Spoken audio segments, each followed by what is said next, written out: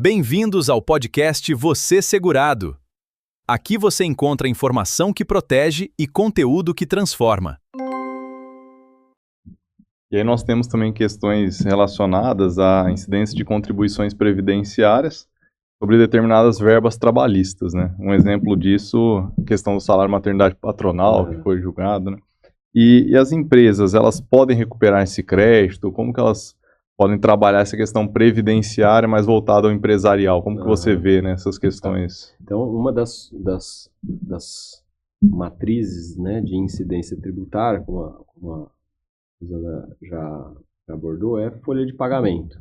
Então, quando a gente fala assim, das maiores discussões tributárias no âmbito previdenciário, a gente está falando justamente dessas contribuições incidentes sobre a folha, né? Então, tem também algumas discussões sobre essas contribuições para terceiros, né? Então, questão tributária tem para tudo, né? Mas eu acho que, puxando o gancho do que você falou, assim, quando a gente pega lá, né, eu tenho mapeado mais ou menos ali umas 50 teses diferentes sobre possibilidades da gente discutir a não incidência sobre contribuição previdenciária cota patronal, né? Então você trouxe ali, o salário maternidade é um emblemático, porque já havia decisão, né, do Poder Judiciário falando que incide os 20% mais os terceiros sobre o valor que a empresa paga, né, para a gestante e a mãe, mas a mãe não está trabalhando, ela está em licença maternidade. Então, poxa, se a gente fala, quando a gente fala contribuição previdenciária sobre folha, a gente está falando assim, ó, mas o que é folha? Folha é salário. O que é salário? Salário é uma contraprestação pelo trabalho. Então, se a empresa paga uma contribuição sobre o salário, tudo que não tem natureza salarial, via de regra, não deveria haver incidência, né? Exato. Mas aí, dentro dessas 50 possibilidades, a gente vai ter várias rubricas que podem ter e não podem ter natureza salarial e outras que não, e o judiciário oscila para dizer, ó, agora incide, agora não incide. Um outro exemplo também emblemático era o terço constitucional. O terço constitucional, o Supremo falou, ó, isso aí é um assunto da Lei 8.212, o artigo 28 que define lá o que é base para incidência de contribuição salarial, eu não tenho o que falar. E o STJ tinha falado, ó, não incide contribuição previdenciária sobre o terço constitucional. Então, e tem uma sistemáticazinha jurídica que, quando o STJ se posiciona num recurso repetitivo, a PGFN, que é quem, né, os advogados da União, eles vão lá e falam, poxa, não adianta mais a gente ficar discutindo sobre esse tema. Então, vou baixar uma nota técnica aqui, orientando todos os procuradores, e com isso também os auditores da Receita Federal, para falar, ó, não precisa autuar, e não precisa nem recorrer, nem contestar ações eventualmente na justiça sobre esse tema.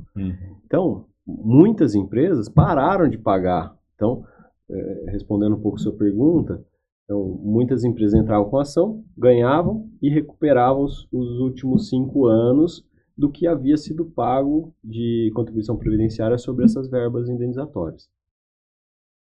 Com o parecer da PGFN, né, até nós, advogados, estávamos autorizados a falar, olha, com base nesse parecer, você está dispensado de fazer o pagamento. Então, teve muitas empresas pararam de pagar por conta própria, né?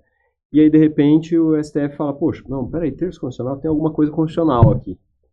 Reafeta o tema e julga pela incidência da contribuição patronal sobre o terço constitucional de férias, trabalhando ali uma ideia de que, e olha como nada é separado, né?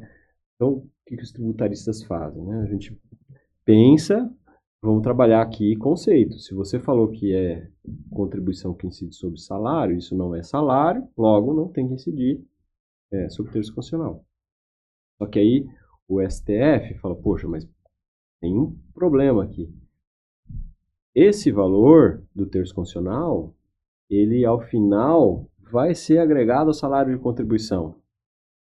Se eu não tiver isso como base de custeio, lá na frente a pessoa vai se aposentar com um salário de contribuição maior e não teve contribuição agregada no decorrer dos anos. Então, Exato. aí o Supremo usa não só direito tributário, mas também com o direito previdenciário para fundamentar a incidência do tema. Então, poderia ficar várias horas falando sobre temas, mas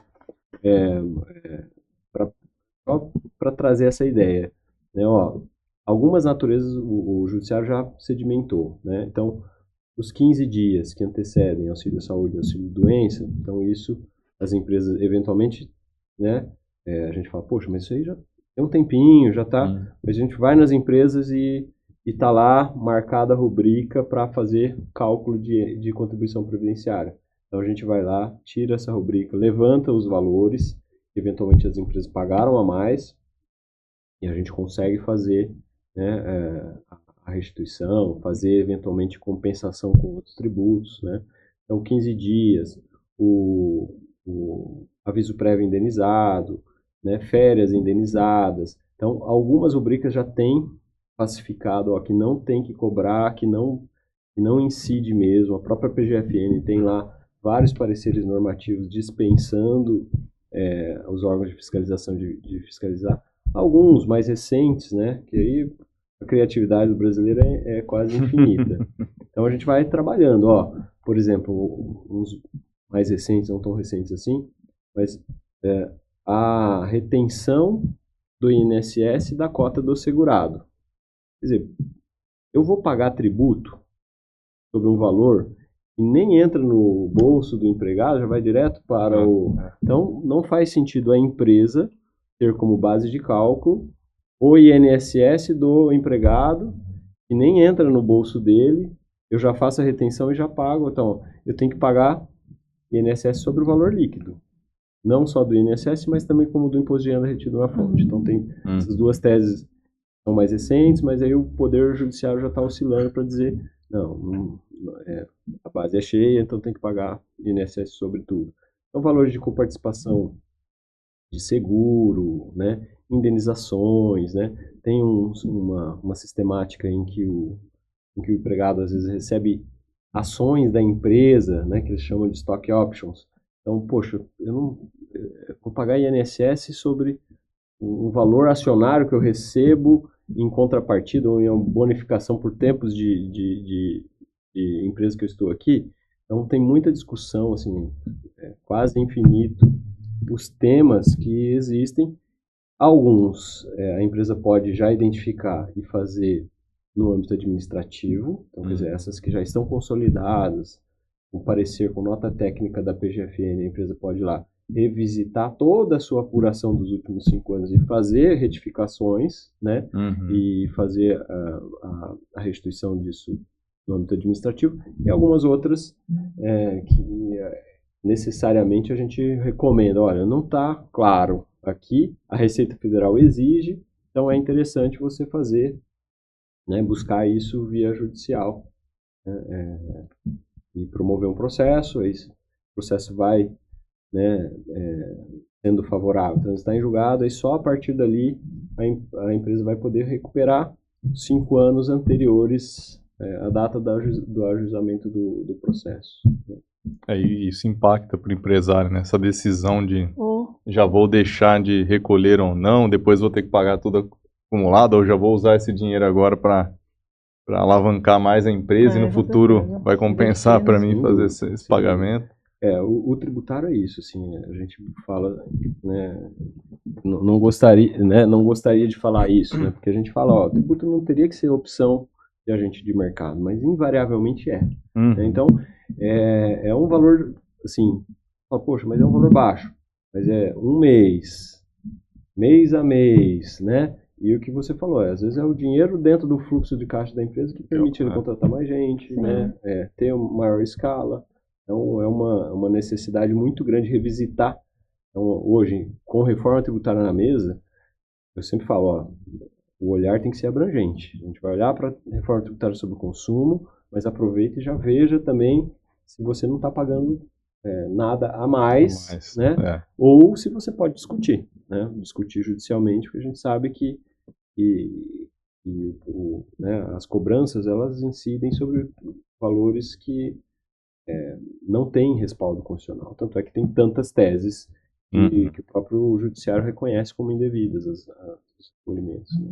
Então talvez um excelente momento para o empresário já fazer esse pente fino e adequar não só essa reforma, como também essas outras tantas questões que ele pode ter aí, né, de economia. Muitas dicas, né? Então fica o empresário que estiver assistindo aí já procura um especialista, porque vai ser necessário, né? Muitas oportunidades.